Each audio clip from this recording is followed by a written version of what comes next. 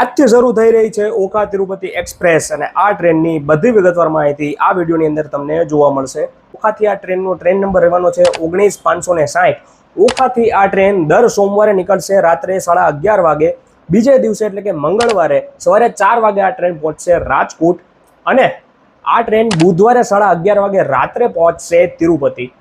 તિરુપતિથી આ ટ્રેનનો train number રહેવાનો છે 19559.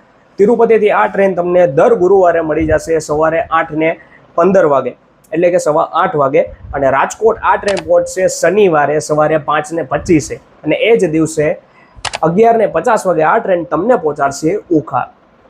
ઓખાથી લઈને તિરુપતિનું ટોટલ ડિસ્ટન્સ છે 2352 કિલોમીટરનું અને આ ટ્રેન 48 કલાકમાં તમને લઈ જશે ઓખાથી લઈને તિરુપતિ.